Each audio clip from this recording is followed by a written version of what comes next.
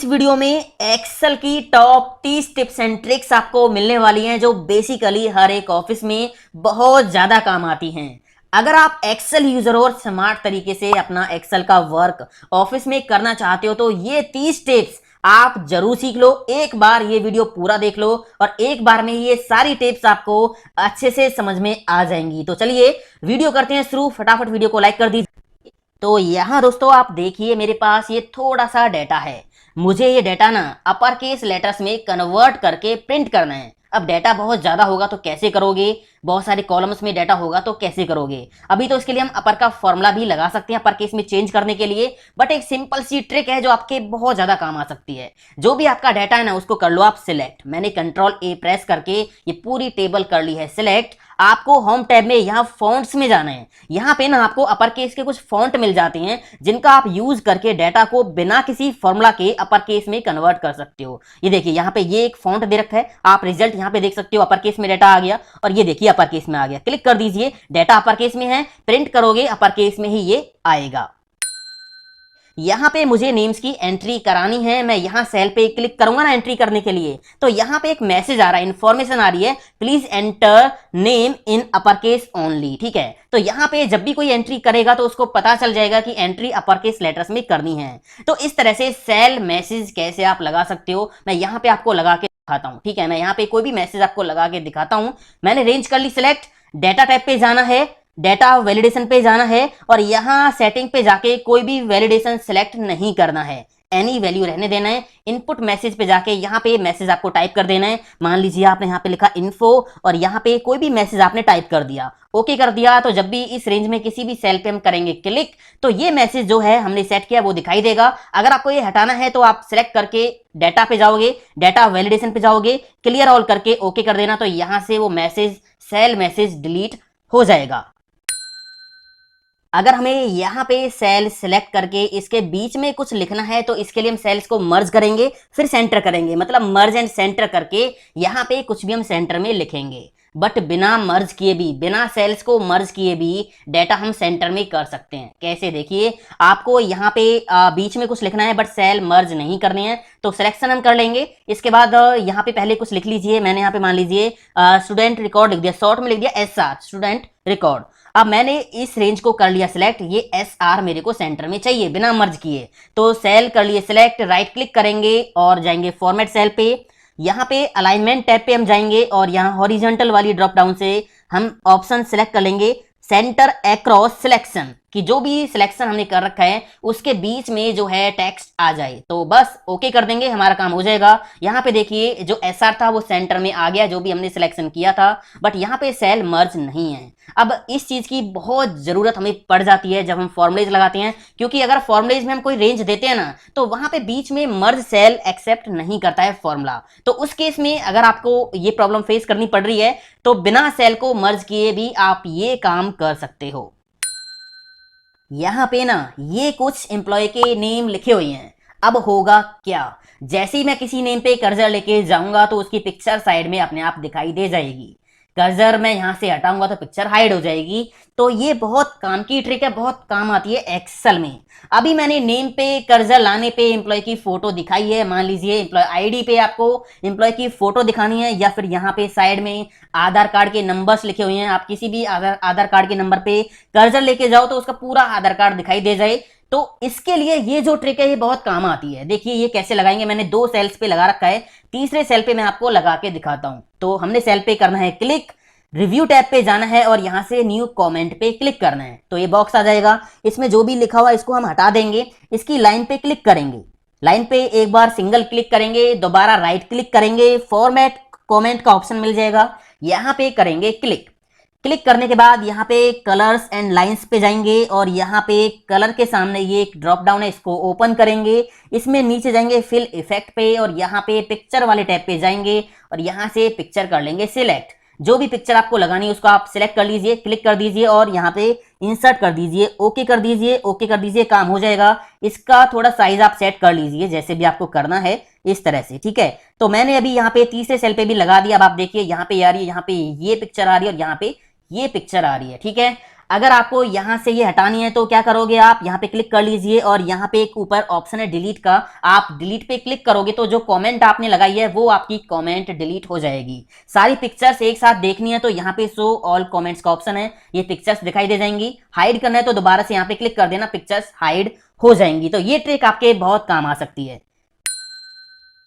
इसके बाद ये अगली ट्रिक आप देखिए, मेरे पास ये डाटा है, मान लीजिए मुझे इस डाटा में से कुछ डाटा सिलेक्ट कर करके दूसरी सीट पे कॉपी करना है। तो आपको ऐसे नहीं करना कि यहां से एक रो सिलेक्ट किया, कॉपी किया कंट्रोल सी से, फिर किसी दूसरी सीट पे जाके पेस्ट किया, फिर से उसी सीट पे आए और फिर से अगला रिकॉर्ड कॉपी किया, फिर से जाके पेस्ट किया, ऐसे नहीं करना। तो एक ट्रिक है जो मैं आपको बता रहा हूं, क्लिप बोर्ड का आपको यहां पे यूज करना है, ठीक है। तो आपको क्या करना है, होम टैब पे जाना है और यहां से क्लिप बोर्ड ओपन कर लेना है। ये यहां पे करना है क्लिक, क्लिप बोर्ड हो गया ओपन।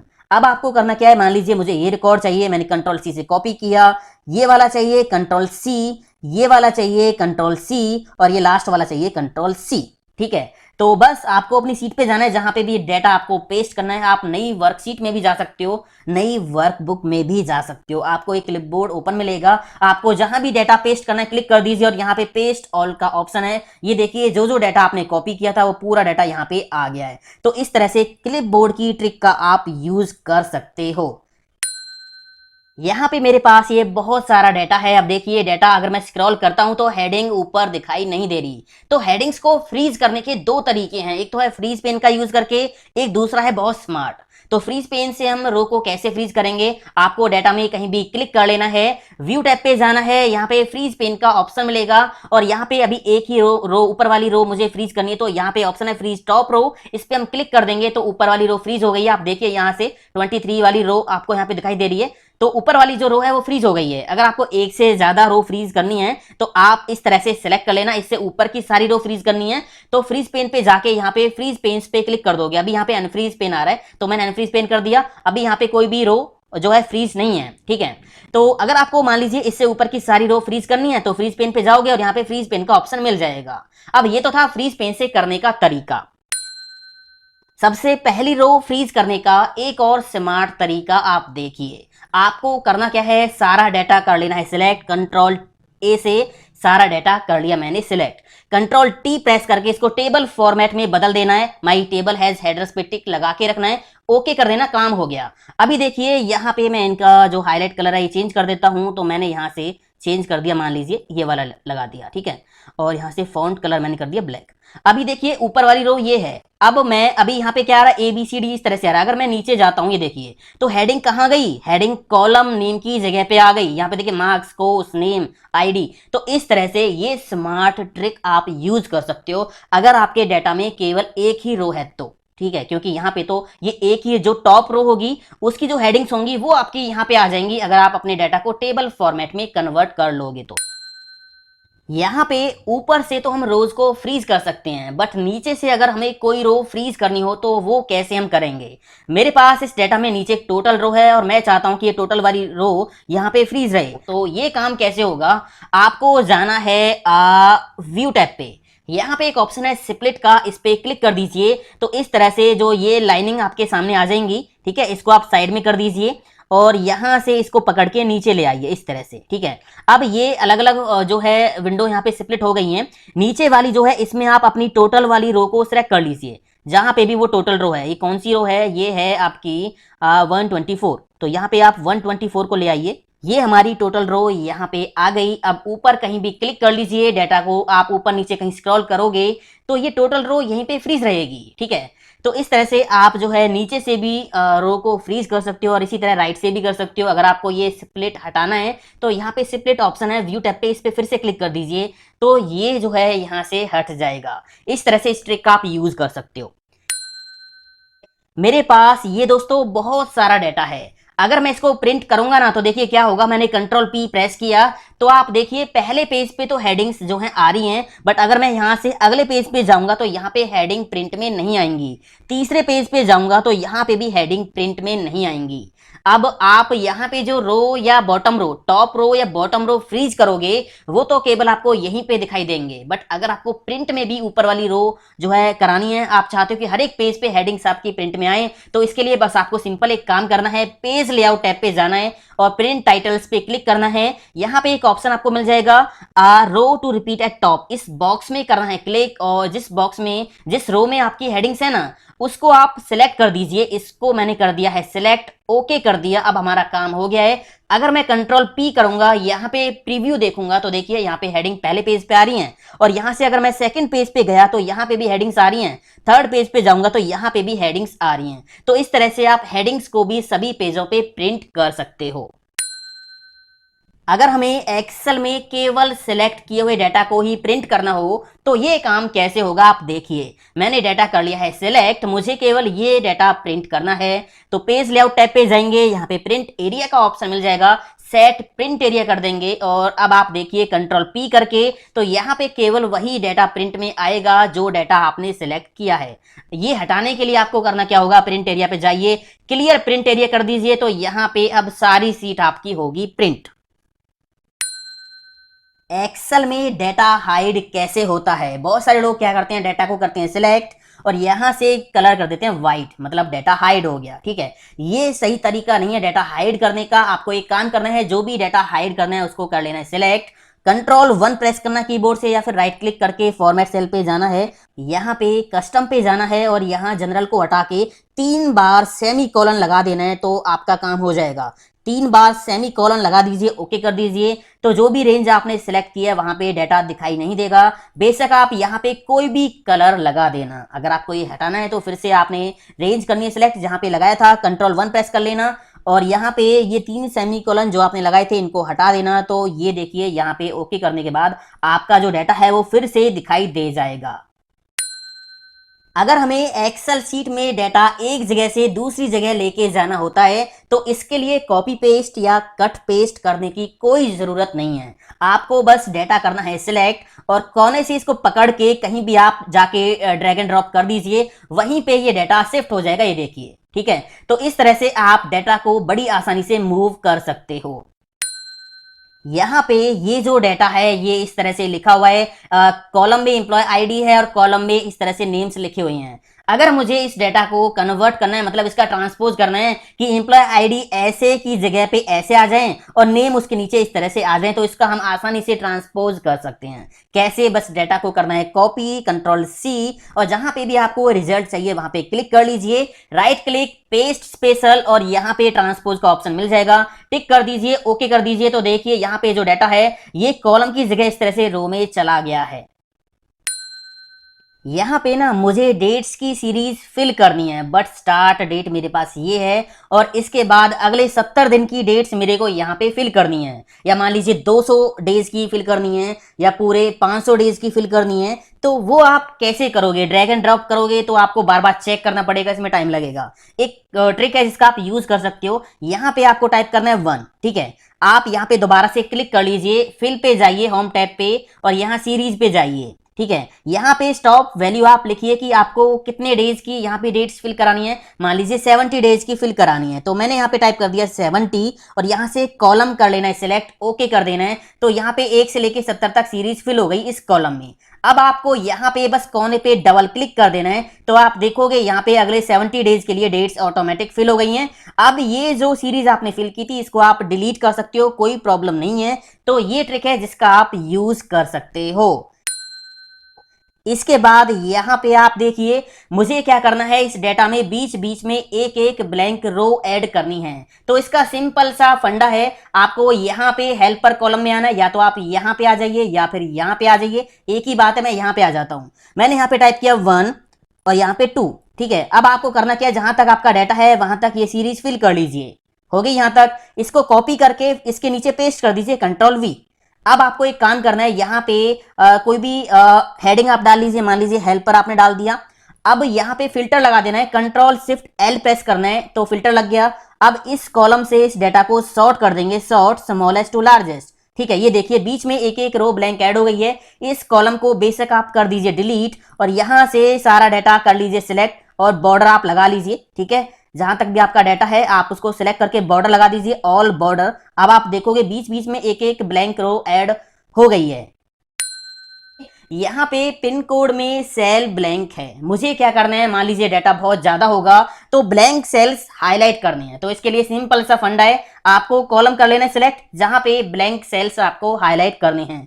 कीबोर्ड से प्रेस करना है F5 और यहाँ पे स्पेशल पे जाना है और ब्लैंक्स पे टिक लगाना है, ओके कर देना है, तो ब्लैंक सेल हो गई सिलेक्ट। अब यहां से कोई भी फिल कलर आप लगा दीजिए, ये देखिए कोई भी फिल कलर लगा दीजिए तो आपके सेल जो है ब्लैंक सेल वो हाईलाइट हो जाएंगे।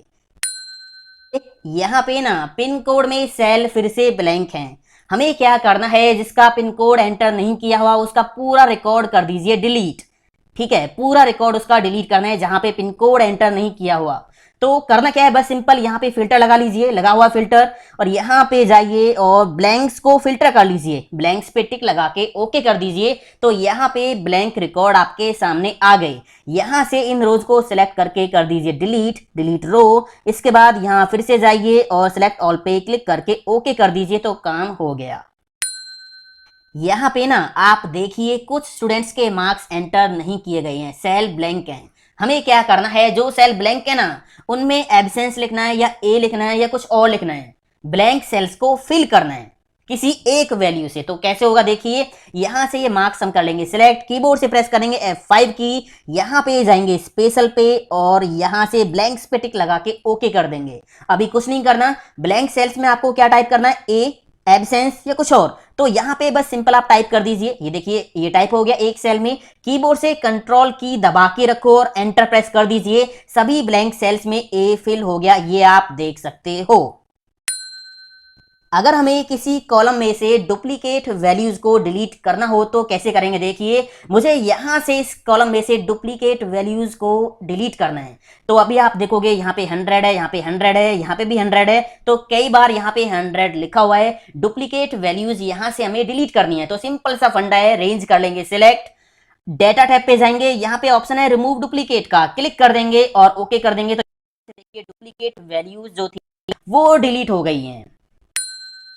डुप्लीकेट एंट्रीज को या वैल्यूज को कैसे हाईलाइट करेंगे, देखिए यहाँ पे मैंने ये रेंज कर ली सिलेक्ट, मुझे डुप्लीकेट वैल्यूज हाईलाइट करनी है। तो सिंपल सा फंडा है, रेंज सेलेक्ट करके जाएंगे होम टैब पे, conditional formatting, highlight cell rule, यहाँ पे ऑप्शन मिलेगा डुप्लीकेट वैल्यूज, क्लिक कर दीजिए और यहाँ से कोई भी कलर आप कर सकते हो सिलेक्ट, ओके कर दीजिए, तो काम हो गया। यहाँ पे देखिए डुप्लीकेट वैल्यूज हाईलाइट हो गई हैं। अब मान लीजिए मैं यहाँ पे अगर फिर से एंट्री करूंगा, मैंने यहाँ पे टाइप किया 1, यहाँ पे टाइप किया 2, अगर मैं यहाँ पे फिर से 1 टाइप करूंगा तो ये देखिए यहाँ पे सेल हाईलाइट हो गए कि डुप्लीकेट एंट्री आपने कर दी है। तो इस तरह से आप डुप्लीकेट एंट्रीज को हाईलाइट कर सकते हो। यहाँ पे आप देखिए इस वर्कबुक में ना टोटल 5 सीट्स हैं। अब मुझे क्या करना है, इनमें से केवल इस सीट का डाटा, इस सीट 3 का डाटा एक नई वर्कबुक में लेके जाना है। मतलब मुझे ये जो सीट है ना ये किसी दूसरी नई वर्कबुक में मूव करानी है, एक सीट। फिर मान लीजिए मुझे उसको मेल करना है किसी को या किसी को देना है, तो ये काम कैसे करेंगे। तो अभी मैं सीट 3 का डाटा एक नई वर्कबुक में लेके जाऊंगा, तो करूंगा क्या, सीट 3 टैब पे राइट क्लिक करूंगा और यहाँ पे ऑप्शन है मूव और कॉपी, क्लिक करेंगे और यहाँ से क्रिएट एक कॉपी। अगर मान लीजिए इसकी कॉपी क्रिएट करनी है तो यहाँ पे आप क्रिएट एक कॉपी पे टिक लगा दीजिए। इससे होगा क्या, ये सीट यहाँ पे भी रहेगी और नई वर्कबुक में भी चली जाएगी। अगर आपको ये यहाँ से मूव करानी है नई वर्कबुक में तो उस केस में यहाँ पे टिक नहीं लगाना है, ठीक है। तो मैं भी क्या करता हूं, इसकी कॉपी क्रिएट करके नई वर्कबुक में लेके जाऊंगा। इसके बाद यहाँ पे टू बुक, यहाँ पे आपको न्यू बुक पे क्लिक कर देना है, न्यू बुक, बस ओके कर दीजिए। तो देखिए यहाँ पे एक नई वर्कबुक आ गई है और इसमें केवल वही सीट 3 का डाटा आ गया है। बहुत सारी सीट्स यानी बल्क सीट्स एक्सेल में कैसे हम एक क्लिक में इंसर्ट कर सकते हैं, देखिए यहाँ पे मैंने मंथ्स के नेम लिखे हैं, मुझे इन नेम से यहाँ पे सीट्स इंसर्ट करानी है एक क्लिक में। देखिए करेंगे क्या, आपको करना क्या है, जिन नेम से सीट्स यहाँ पे इंसर्ट करानी है ना वो नेम यहाँ पे टाइप कर लो, एक लिस्ट बना लो, मैंने बना ली, एक हेडर आपको डाल लेना है। आपको ये डाटा करना है सिलेक्ट और इंसर्ट टैब पे पिवट टेबल पे जाके पिवट टेबल में इसको कन्वर्ट कर देना है। एग्जिस्टिंग सीट पे पिवट टेबल बना दीजिए, यहाँ पे ओके कर दीजिए। इसके बाद यहाँ पे जो ये हेडर होगा मंथ्स यहाँ पे दिखाई देगा आपको, इसको पकड़ के रिपोर्ट फिल्टर में छोड़ दीजिए, बस काम हो जाएगा। इसको बेशक यहाँ से क्लोज कीजिए, यहाँ इस सेल पे क्लिक करना है, पिवट टेबल में आपको ऑप्शन वाले टैब पे जाना है और यहाँ पे ऑप्शंस पे जाके यहाँ पे एक ऑप्शन मिलेगा शो रिपोर्ट फिल्टर पेजेस, आपको यहाँ पे क्लिक करना है। ओके करते ही यहाँ पे एक मैजिक हो गया, देखिए बहुत सारी सीट्स इंसर्ट हो गई हैं, ये देखिए है ना। जो नेम हमने दिए थे जैन फेब मार्च अप्रैल उन नेम से यहाँ पे सीट्स इंसर्ट हो गई हैं, बट यहाँ पे सभी सीट्स पे ये जो है लिस्ट मिलेगी आपको यहाँ पे इस तरह से। ठीक है, इसको आप रिमूव करना चाहो तो कर सकते हो। पहली सीट पे क्लिक करो, शिफ्ट दबा के रखो और लास्ट वाली सीट पे क्लिक कर लो और नंबर 1 वाली रो को कर दीजिए डिलीट। यहाँ पे क्लिक करके डिलीट कर देना, तो ये जो रो है वो हो जाएगी डिलीट। ठीक है, अगर आप ये चाहते हो कि आपकी जो सीट्स हैं वर्कबुक में उनको कोई डिलीट ना कर पाए, नेम चेंज ना कर पाए, नई सीट ऐड ना कर पाए, तो इसके लिए आप अपनी वर्कबुक को लॉक कर सकते हो। आपको सिंपली जाना होगा रिव्यू टैब पे और यहाँ पे ऑप्शन मिलेगा प्रोटेक्ट वर्कबुक, क्लिक कर दीजिए और यहाँ पे आपको विंडो एंड स्ट्रक्चर पे दोनों पे टिक लगा के पासवर्ड डाल देना है। तो इससे क्या होगा, आपकी जो वर्कबुक है वो लॉक हो जाएगी। यहाँ पे ना तो नई सीट ऐड होगी, ना यहाँ से कोई सीट डिलीट होगी, ना किसी का नेम चेंज होगा, ना कोई सीट यहाँ से मूव एंड कॉपी होगी। मतलब ये सारे ऑप्शन यहाँ पे जो है लॉक हो जाएंगे। यहाँ पे फिजिक्स केमिस्ट्री मैथ के मार्क्स हैं और इनका टोटल मैंने यहाँ पे किया है। अब यहाँ पे सामने कोई वैल्यू नहीं है तो जीरो आ रहा है। अब आप क्या करते हो, जीरो को हटाने के लिए ना इसका फॉर्मूला लगाते हो। एक सिंपल सी ट्रिक है जिससे आप जीरो को हाइड कर सकते हो। कैसे, देखिए यहाँ से ये रेंज मैंने की सिलेक्ट, कीबोर्ड से प्रेस करना है Ctrl+1 और यहाँ कस्टम पे जाना है, यहाँ जनरल को हटाना है, यहाँ पे पहले टाइप करना है 0 और इसके बाद 3 बार सेमी कॉलन लगा दीजिए। 0 3 बार सेमी कॉलन, ओके कर दीजिए। यहाँ पे काम हो गया। अगर यहाँ पे हम वैल्यू एंटर करेंगे तो यहाँ पे देखिए अपने आप रिजल्ट आता रहेगा, बाकी 0 आपको दिखाई नहीं देगी। इसके बाद यहाँ पे आप देखिए मुझे क्या करना है, कॉलम्स को स्वैप करना है। मैं ये चाहता हूं कि केमिस्ट्री वाला कॉलम मुझे आगे शिफ्ट करना है और ये बाकी इसके पीछे शिफ्ट करने हैं। तो एक सिंपल सा तरीका है, मैं यहां से इस कॉलम को कर लूंगा सिलेक्ट, कीबोर्ड से शिफ्ट की दबा के रखेंगे और इसको कोने से पकड़ के, यहां से पकड़ के इसको आगे पीछे कहीं भी हम ड्रैग एंड ड्रॉप कर सकते हैं। तो मैंने इसको यहां पे रख दिया। आप देखिए केमिस्ट्री का जो कॉलम था वो यहां पे आ गया है और ये बाकी पीछे शिफ्ट हो गई हैं। मान लीजिए मुझे फिजिक्स का आगे रखना है तो मैं कीबोर्ड से क्या करूंगा, शिफ्ट की को दबा के रखूंगा और इसको यहां से पकड़ के आगे शिफ्ट कर दूंगा। तो ये देखिए इस तरह से कॉलम्स को हम आगे पीछे स्वैप कर सकते हैं, मूव करा सकते हैं। इसके बाद यहाँ पे आप देखिए मुझे क्या करना है, डेटा एंट्री करनी है, बट डेटा एंट्री हम करेंगे फॉर्म से। तो यहाँ पे मुझे डेटा एंट्री करनी है। मैंने हेडिंग्स यहाँ पे डाल ली हैं और ये थोड़ी सी एक रेंज मैंने ले ली है। तो मैं क्या करूँगा, यहाँ से बस इसको सिलेक्ट करके पहले तो कीबोर्ड से Ctrl+T प्रेस करके इसको टेबल फॉर्मेट में कन्वर्ट कर दूंगा। माई टेबल हैज हेडर, ओके कर दिया। तो ये जो फॉर्मेट था वो टेबल फॉर्मेट में आ गया। यहाँ से कोई भी फॉर्मेट हम लगा सकते हैं। मैं यहाँ पे सिंपल सा कोई फॉर्मेट लगा लेता हूँ, ये वाला मैंने लगा दिया, ये वाला। ठीक है, यहाँ पे मैंने बैंडेड रो से टिक हटा दिया और इनका जो कलर है वो मैं चेंज कर देता हूँ। मैंने यहाँ से फॉन्ट कलर कर दिया ब्लैक। अभी ये जो इतनी रेंज थी ये टेबल फॉर्मेट में मैंने कन्वर्ट कर दी है। अब यहाँ पे देखिए ऊपर एक फॉर्म का ऑप्शन मैंने ऐड कर रखा है। यहाँ पे एक फॉर्म का ऑप्शन ऐड कर रखा है। ये कैसे ऐड करना है आपको यहाँ पे जाना है क्विक एक्सेस टूल बार पे और मोर कमांड्स में जाना है। यहाँ से आपको ऑल कमांड्स पे जाना है और यहाँ पे फॉर्म का ऑप्शन आपको सर्च कर लेना है। यहाँ पे ये रहा फॉर्म का ऑप्शन, इस पे क्लिक करके इधर ऐड कर लेना। ठीक है, मैंने ऐड कर रखा पहले से ही। अब इसको मैं कर दूंगा यहाँ से क्लोज। अब इस टेबल फॉर्मेट में कहीं भी मैं करूंगा क्लिक और यहाँ फॉर्म पे कर दूंगा क्लिक, तो डेटा एंट्री के लिए फॉर्म ओपन हो गया। यहाँ पे 4 कॉलम है तो यहाँ पे 4 बॉक्स आपको दिखाई देंगे। मैंने रोल नंबर डाला 1, टैब की प्रेस करके अगले उसमें आ जाएंगे हम बॉक्स में। फिजिक्स के मार्क्स 23, टैब प्रेस करके 34, टैब प्रेस करके 45 और यहाँ से हम क्या करेंगे, न्यू पे क्लिक करेंगे तो पहला रिकॉर्ड ऐड हो गया। इसी तरह यहाँ पे हम दूसरा रिकॉर्ड ऐड कर सकते हैं। ठीक है, ये देखिए इससे डेटा एंट्री थोड़ी आसान हो जाती है और फिर से न्यू। तो इस तरह से कभी भी आपको ये फॉर्म चाहिए तो इस रेंज के अंदर इस टेबल फॉर्मेट में कहीं भी क्लिक करके यहाँ फॉर्म पे क्लिक कर देना ऑप्शन पे, तो फॉर्म आपके सामने आ जाएगा। तो इससे आप आसानी से जो है डेटा एंट्री कर सकते हो। इसके बाद यहाँ पे आप देखिए, मान लीजिए हम किसी एक्सेल फाइल में काम कर रहे हैं और हमें ये नहीं पता कि वो फाइल हमने कहाँ पे सेव कर रखी है। तो एक सिंपल सा फॉर्मूला है जिससे आप ये पता लगा सकते हो कि आपकी जो फाइल है वो आपके कंप्यूटर में कौन सी लोकेशन पे किस नाम से सेव है। तो फॉर्मूला क्या है, इक्वल सेल ब्रैकेट ओपन, यहाँ पे डबल कोट्स में आपको टाइप करना है फाइल नेम। ठीक है, फाइल नेम आपको टाइप करना है। यहां से भी आप पिक कर सकते हो, टैब की प्रेस करके मैंने यहां से फाइल नेम पिक किया डबल कोट्स के अंदर और ब्रैकेट बंद कर दी, एंटर प्रेस करूंगा तो यहाँ पे आपकी वर्कबुक की पूरी लोकेशन आ जाएगी, यूजर्स, एसपी, डॉक्यूमेंट्स और यहाँ पे बुक 1 ABC नाम से ये फाइल सेव है। ये है मेरे पास डेटा। अगर इस डेटा में से मैं इन 2 कॉलम्स को हाइड कर देता हूं तो क्या होगा, देखिए मैंने हाइड कर दिए 2 कॉलम। अब मेरे पास ये डाटा है, अगर इस डाटा को मैं सिलेक्ट करके कॉपी करता हूं कंट्रोल सी और किसी दूसरी सीट पे जाके पेस्ट करूंगा कंट्रोल वी, तो देखिए क्या हुआ, सारा डाटा आ गया। जो कॉलम मैंने हाइड किए थे ना वो भी यहाँ पे आ गए। तो यहाँ पे कॉलम हाइड करने का तो कोई फायदा हुआ नहीं, है ना, क्योंकि जो डाटा हमने छुपा रखा है अगर हम कॉपी पेस्ट करेंगे किसी दूसरे बंदे के सामने तो सारा डाटा सामने आ जाएगा। अब ऐसे में सीक्रेट कॉपी आप कैसे करोगे ताकि जो डाटा आपका हाइड है वो विजिबल ना हो? तो आपको करना क्या है, डाटा करना है सिलेक्ट, ठीक है, कीबोर्ड से F5 की प्रेस करनी है और यहाँ स्पेशल पे जाना है। इसके बाद यहाँ पे ऑप्शन मिलेगा विजिबल सेल्स ओनली, इसको टिक करना है, इस पे क्लिक करना है, ओके कर देना है। इसके बाद कॉपी करना है कंट्रोल सी, ठीक है, कंट्रोल सी से कॉपी कर लिया। अब आप जाके इसको पेस्ट कर दीजिए जहां पे भी आपको ये पेस्ट करना है, कंट्रोल वी, तो आप देखोगे जो डाटा आपका विजिबल था केवल वही यहाँ पे पेस्ट होके आ गया है।